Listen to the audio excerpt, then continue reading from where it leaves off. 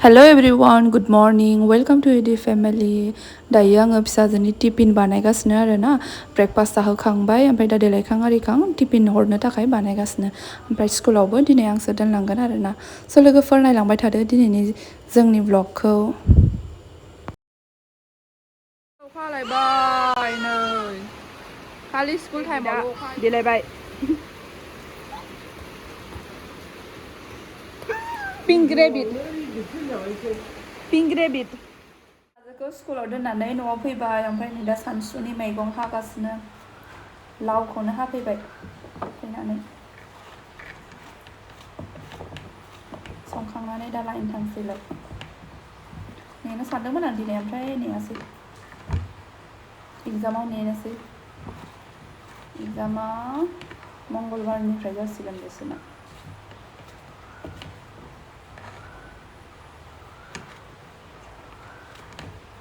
नायलांबाय थादो सनाफोर दिनैनि आंनि ब्लगखौ लाव बाथोन जिरा एसे सेरनोसै लावआव आं बांद्राय माबा माबि होफबनो बायो ओरैनो खालि सामब्राम बानलुल' सेरगोन आरो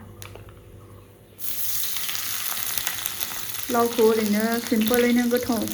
मोनजानाय मोनो आङो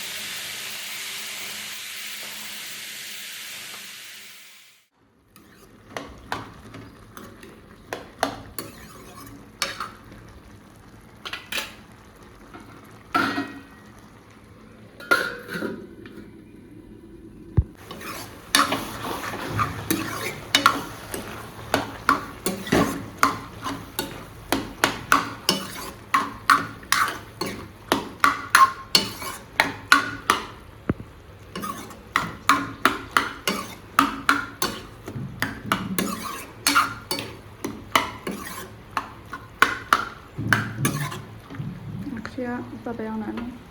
दै होआसै आं गावनि दैजोंनो फोमोनबाय ओमफ्राय नै फारसेथिं बाथोन सामब्राम बाथोन देनोसैलाय बेजों जानोसै जोंहा दिनै गोथावनो बेजोंबा जाब्रेलायो मालाबा मालाबा अखा हानायावलाय मा मोनबाय थागोन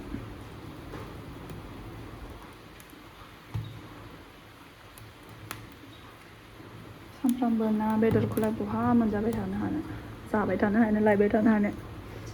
थ' दाम सम सम बाथोनफोरजोंबो जानांगौ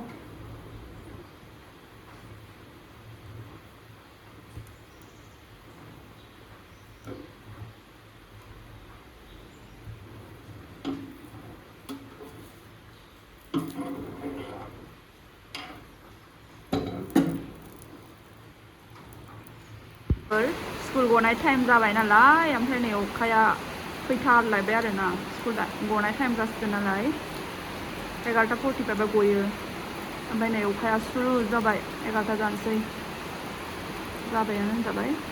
दिनै अखाया मा होननांगौ बिदिखौ नेनानैनो थाखायो आरो ना अखाया दहायसो गैयामोन ओमफ्राय नै दा एकदम हालायबाय दुन्दिया दालिमोन दहाय रानदेरनोसै नै सानै खामनायखौ गारबाय ओमफ्राय आं थोरसियाव दोनसै दुन्दिया सामब्राम गुफुर बानलु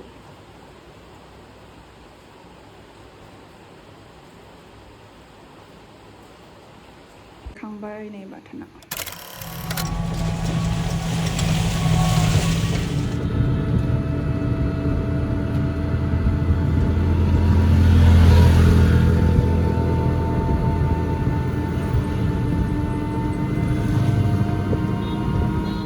फैबाय नै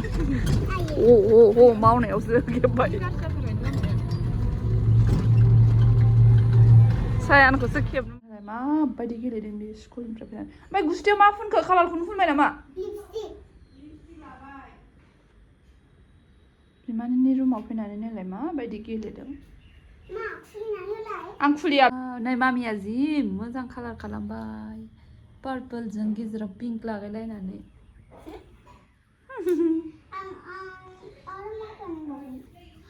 थांसै ओंखाम जानोसै नांला जोबसिगोन आखायाव आंनावबो नांबाय नै एसे नांबायमोन आं फुगारनानै लाबाय जोंहा दिनै सिख्लाफोर संनाय गोथाव गोथाव ओंख्रि मोनजासिगोन थांसिगोनखाय गिदिर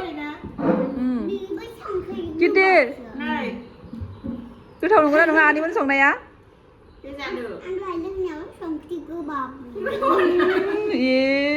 जागासिनो ओमफ्राय बेदरखौ जानायलाय गोथाव नंगौना नङा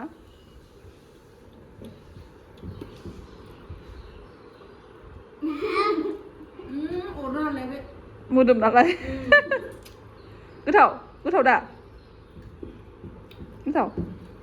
गोथावनो जानोसै जोंहा आयाबो इयाव जाखांबाय गय जानोसै गय जागासिनो आरो